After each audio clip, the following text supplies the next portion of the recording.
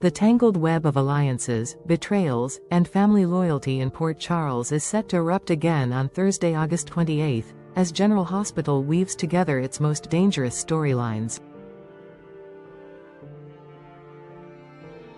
At the center of the storm is Cain, whose manipulations and increasingly reckless choices will drag nearly everyone in his orbit into peril. What begins with whispers of leverage, courtroom deals, and marital cracks soon escalates into a chain reaction that threatens reputations, marriages, and even lives. The episode begins with Curtis Ashford facing a devastating crossroads in his marriage. Portia Robinson, fighting to hold together a relationship frayed by distrust, warns him that walking out of her office will signal the end of their marriage. Her words echo with desperation, but Curtis is torn between the woman he loves and the mess surrounding his Aunt Stella, whose legal troubles have thrown his life into chaos.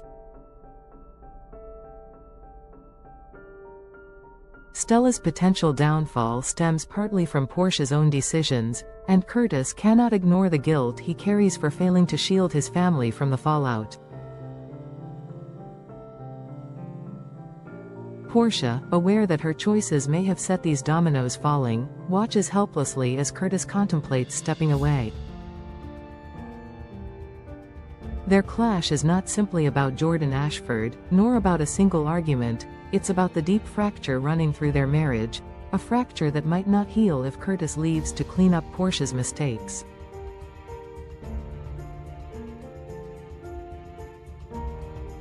Meanwhile, Stella Henry herself faces a terrifying reckoning.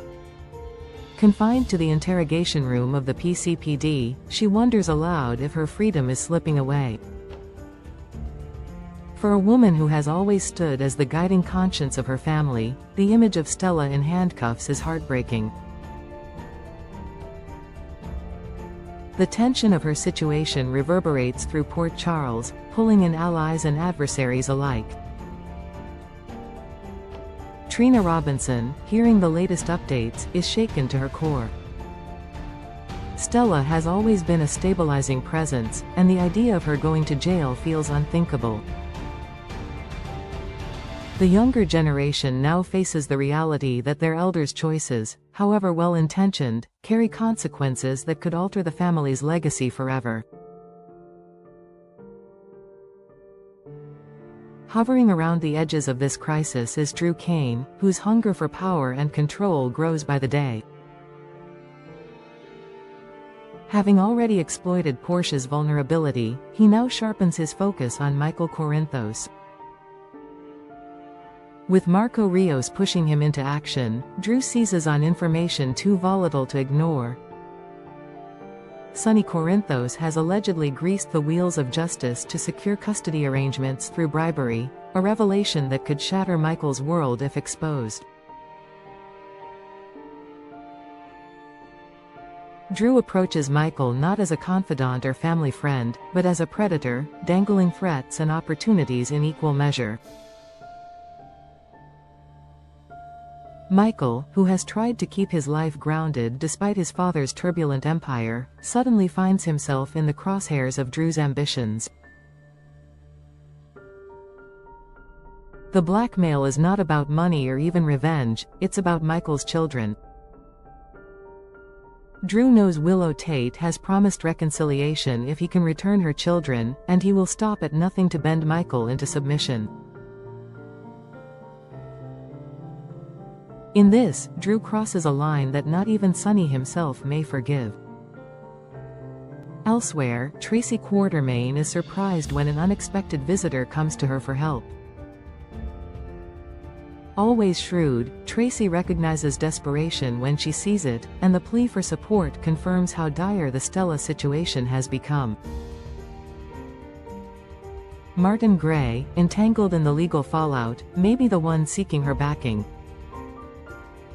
Both he and Tracy consider Stella a friend, and while Tracy has never been one to wear her heart on her sleeve, her loyalty runs deep. If she chooses to intervene, her influence could tilt the scales toward Stella's survival. Yet, as always with Tracy, her motives are layered: support for a friend, yes, but also the satisfaction of wielding power in a crisis that others cannot control. While Drew maneuvers in the shadows, Sonny Corinthos takes a more direct approach. Speaking with Alexis Davis, Sonny vows that Drew's schemes will not succeed. His tone is not one of mere frustration but of cold certainty. He declares that Drew will fail and that justice, one way or another, will find him. Alexis listens as Sonny's fury simmers just beneath the surface, and it becomes clear that Sonny sees Drew not as a nuisance but as a threat to his family's very foundation. If Drew continues to press Michael, Sonny's patience may end violently.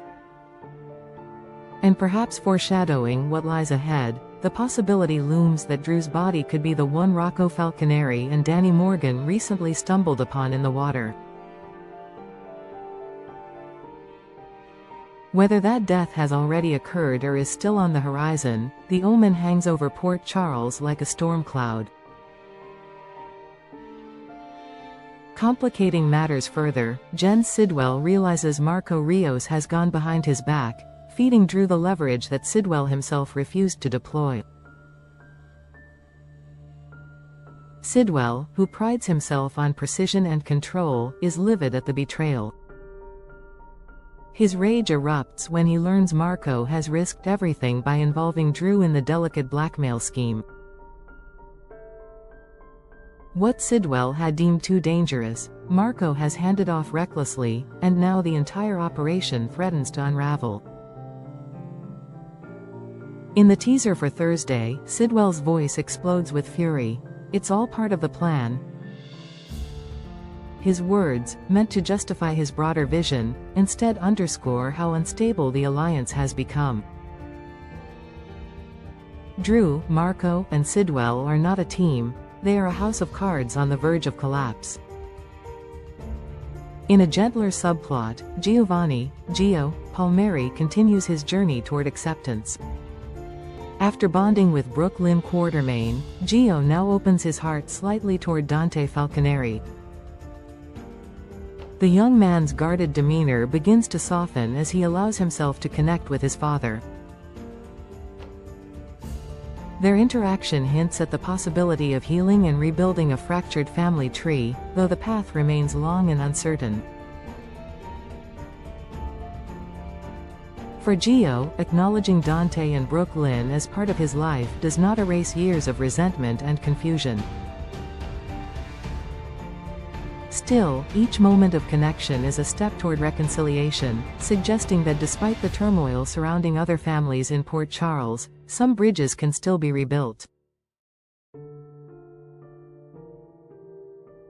The threads of this episode are bound by a singular theme: choices and their consequences.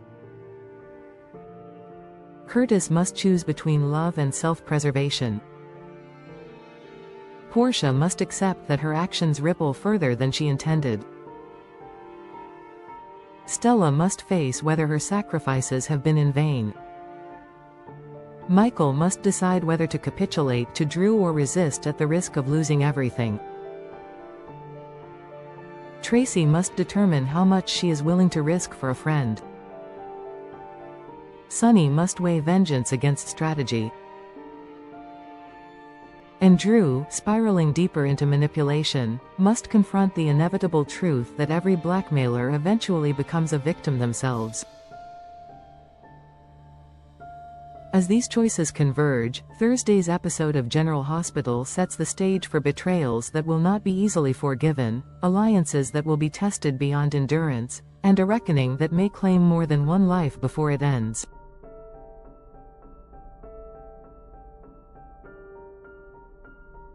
In a town where secrets are currency and trust is a luxury, Port Charles is bracing for another implosion. And as the pieces fall into place, one question remains: who will survive Drew Cain's desperate game, and who will be left to pay the price? This version is around 10,000 characters in length, reshaped into a continuous article with a stronger narrative arc. Do you want me to expand it even further into a single uninterrupted block? No section breaks at all, for maximum immersion, the way you sometimes prefer your GH pieces?